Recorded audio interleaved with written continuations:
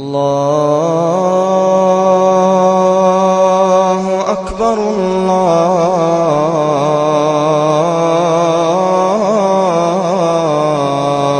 اکبر اللہ اکبر اللہ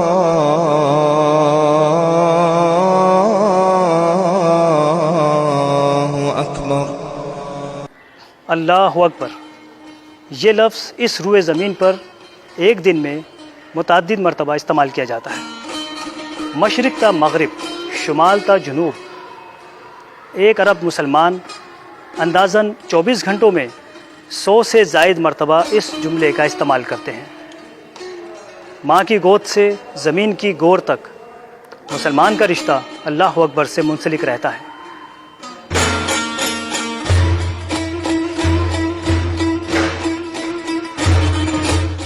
مسلمانوں کے قلب و ذہن و زباں کا رشتہ اللہ اکبر سے بہت گہرا نظر آتا ہے۔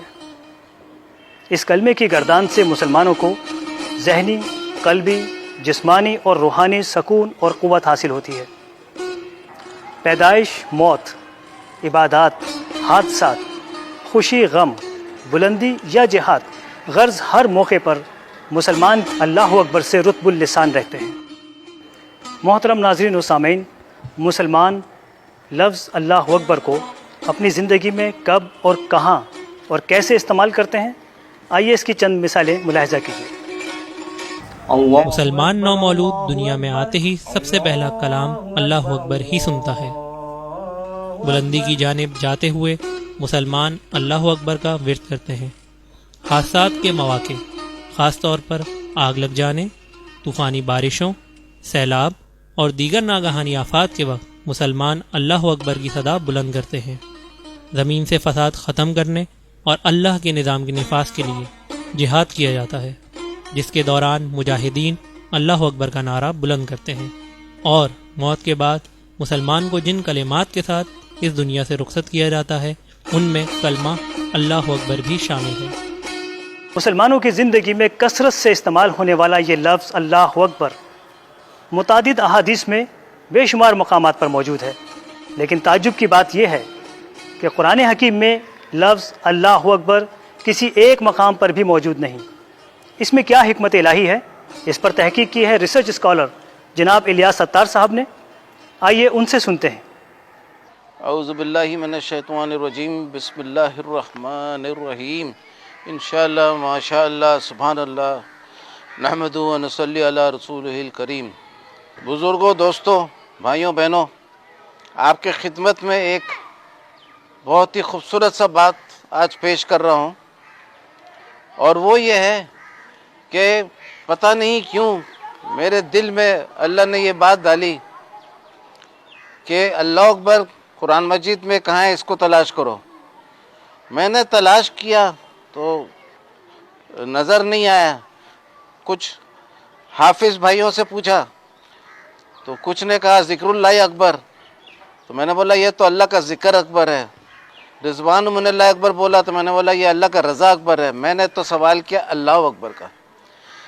بہرحال شارٹ کٹ میں یہ بات ہے کہ اللہ اکبر قرآن مجید میں کہیں بھی موجود نہیں ہے، اور حدیث شریف میں بار بار موجود ہے۔ تو میں نے یہ معلوم کرنے کی کوشش کی کہ اکبر لفظ استعمال ہوا ہے قرآن مجید میں، بے شمار کافی دفعہ ہوا ہے۔ تو میں نے قرآن شریف میں اکبر لفظ کا استعمال دیکھا کہ آخر یہ استعمال کیسے ہوا ہے، تاکہ کچھ حکمت کا پتہ چلے کہ آخر یہ اللہ اکبر کیوں نہیں ہے۔ جب میں نے دیکھا تو پہلا ایک خوبصورت سا آیت یہ ملا کہ ابراہیم علیہ السلام پہلے تارے کو دیکھے، بولے یہ رب ہے، پھر چاند کو دیکھے تو بولے، وہ تارا جب ڈوب گیا تو بولے یہ رب نہیں ہے، پھر چاند کو دیکھے بولے یہ رب ہے، پھر چاند بھی ڈوب گیا بولے یہ بھی رب نہیں ہے، پھر سورج چمکتا ہوا آیا، تارے سے بھی بڑا، سورج چاند سے بھی بڑا، تو بولے یہ رب ہے، یہ اکبر ہے، ھذا ربی ھذا اکبر۔ یہ جو میں نے ابراہیم علیہ السلام کا تذکرہ کیا، یہ ہے سورہ الانعام میں آیت نمبر 76 سے، اور اس کے آگے بھی ہے 78 79 تک۔ اب دوسرا سورہ ہے سجدہ، اور اس کا آیت نمبر 21، اللہ تعالیٰ فرما رہے ہیں کہ ہم چھوٹا عذاب چکائیں گے دنیا میں اور اس سے بڑا عذاب آخرت میں. اس لیے ادھر میں چھوٹے عذاب کا آیا ہے تو اصغر بولا گیا اور بڑے عذاب کا اکبر بولا گیا، یعنی آخرت کا عذاب دنیا کے مقابلے میں اکبر ہوگا. اسی طریقے سے سورہ توبہ کے آیت نمبر 72 میں کہ جنت میں باغوں کا ذکر ہے اور پھر کہا گیا کہ اللہ کی رضامندی سب سے بڑی ہے. وہاں بھی لفظ جو ہے اکبر استعمال ہوا ہے، یعنی جو جنت میں اور ساری چیزیں ہوں گی ان سب سے بڑا ہے اللہ کا رضا. پھر آپ کو ایک اور مثال پیش کرتا ہوں، سورہ عنکبوت میں آیت نمبر 45 ہے. اس میں بتایا گیا کہ بہت سارے اعمال افضل ہیں لیکن اللہ کا ذکر جو ہے وہ سب سے بڑا ہے. یہ جو 4 آیت کا مثال میں نے پیش کیا، اس سے صاف ظاہر ایک نقطہ یہ آتا ہے کہ جتنے آیت ہیں سب میں اکبر کا لفظ جو ہے یہ مقابلتاً استعمال ہوا ہے کہ تارے اور چاند سے سورج بڑا، اکبر. جنت میں بہت کچھ اللہ کی طرف سے انعام ہوگا لیکن اللہ کا رضا سب سے بڑا. بہت سارے اعمال افضل ہے لیکن اللہ کا ذکر سب سے بڑا. اس سے ثابت یہ ہوا ہے کہ یہ اکبر لفظ جو ہے قرآن شریف میں ہمیشہ مقابلتاً استعمال ہوا ہے. اللہ چونکہ واحد ہے، لا شریک ہے، اس لیے اس کے لیے اللہ تعالیٰ نے خود یہ استعمال نہیں کیا کہ میں اکبر ہوں، بلکہ بندہ پیدا ہوا اور بندہ خالق اور مخلوق کا مقابلہ کیا اور بتایا کہ مخلوق سب چھوٹے ہیں اور اللہ سب سے بڑا ہے. اللہ اکبر کے میں نے یہ نہیں کہ اللہ بڑا ہے، بلکہ اللہ سب سے بڑا ہے، کیونکہ یہ مقابلتاً استعمال ہوا ہے. اسی طریقے سے آپ غور کریں گے تو یہ بھی پتہ چلے گا کہ اللہ کے 99 نام میں بھی اکبر نہیں ہے. اللہ کے 99 نام میں کبیر ہے. کبیر کے میں نے بحیثیت خود بڑا. اسی طریقے سے قرآن کا ایک آیت بھی ہے اسی کے سپورٹ میں. قرآن میں اللہ تعالیٰ فرماتے ہیں کہ اللہ کے پاس ایک کتاب ہے جس میں ہر ذرے کا ذکر ہے.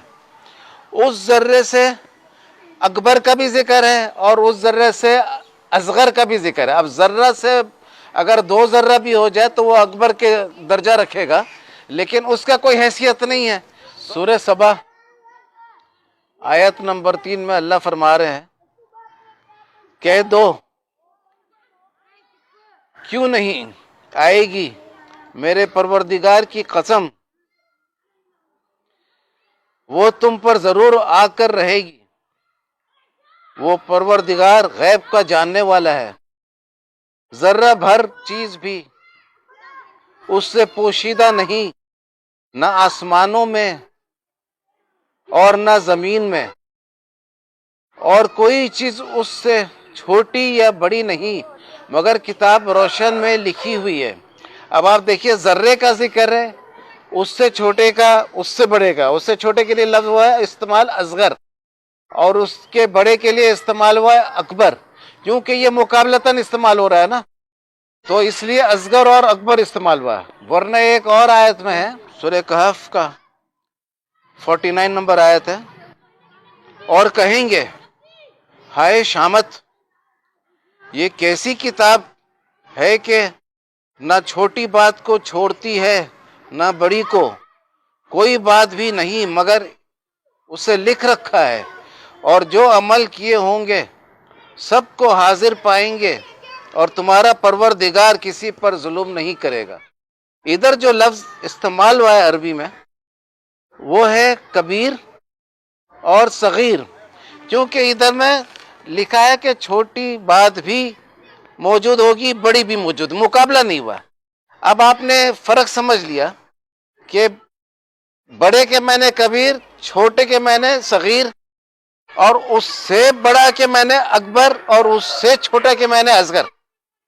تو مقابلتاً استعمال ہوا ہے، اس لیے اللہ تعالیٰ نے اپنے کلام میں اس کو استعمال نہیں کیا، کیونکہ اللہ تعالیٰ کا کوئی مقابلہ نہیں ہے.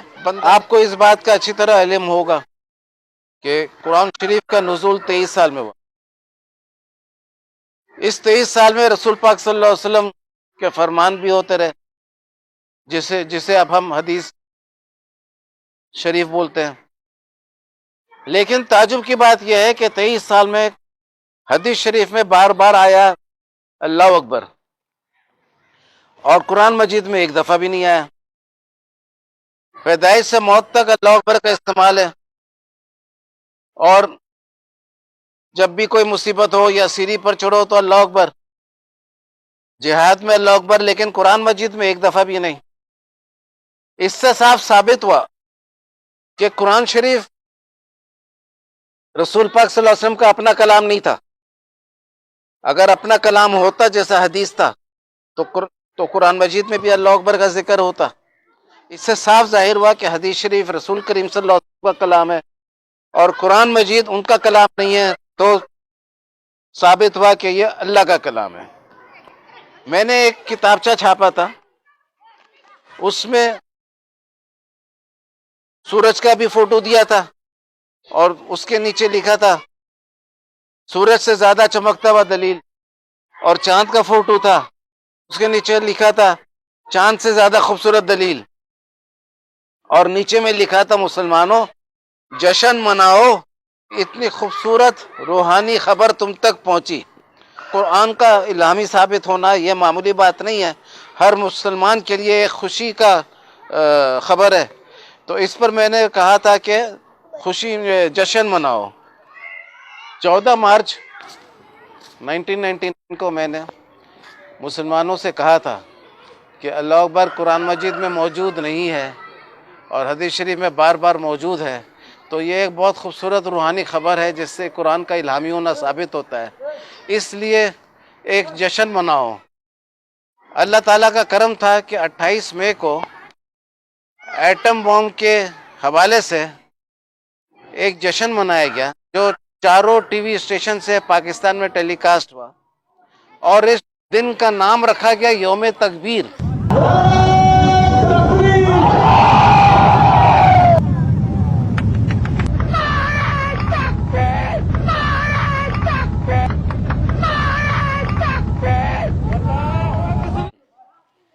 اور آپ کو جیسا کہ پتہ ہوگا کہ کلمہ اللہ اکبر تکبیر کہلاتا، تو جس حوالے سے میں نے کہا تھا جشن منانے کے لیے، اسی حوالے سے نام رکھا گیا دن کا جشن یوم تکبیر۔ تو اس پر ایک خوشی کی اظہار یہ ہے کہ اللہ کا ہم لوگ شکر ادا کریں۔ بالکل ڈائریکٹ لنک آپ کو سمجھ میں نہیں آئے گا، لیکن جب آپ کو یہ پتہ چلے گا کہ دنیا میں پہلے دفعہ کسی نے اللہ اکبر کے نام سے جشن منانے کی دعوت دی، اللہ تعالیٰ نے اسی نام سے یوم تکبیر کے نام سے اسلامک ایٹم بم کے حوالے سے یوم تکبیر کے نام سے ایک جشن منا دیا، اور صرف 2.5 مہینے کے اندر یہ اللہ کا لاکھ لاکھ کرم ہے، اور پاکستان پر بھی اللہ کا احسان ہے، اور ہر مسلمان پر یہ احسان ہے۔ اللہ تعالیٰ ہم سب کو خوش رکھے اور اس خوبصورت نقطے کو آگے بڑھائیں، تاکہ نہ صرف مسلمان کا ایمان اور مضبوط ہو، بلکہ یہودی، کرسچن اور بدھ، ہندو، سارے لوگ، یہاں تک کہ جو خدا اللہ پر ایمان نہیں رکھتا ہے، اس کا ایمان بھی یہ صحیح ہو جائے۔ اور آج کے اس نوٹ کے ساتھ آج کا بیان ختم کرتا ہوں۔ اللہ ہم سب کو خوش رکھے، آمین۔ الیاس ستار صاحب کی اس تحقیق اور عقلی دلیل نے ان لوگوں کے لیے قرآن پر ایمان لانا آسان کر دیا جو مذہب کو عقل پر پرکھنے کے عادی ہیں۔ اس تحقیق سے جہاں مسلمانوں کے ایمان کا گراف بلند ہوتا ہے، وہیں غیر مسلموں کے لیے اسلام میں داخلے کی راہ ہموار ہوتی ہے۔ حي على الفلاح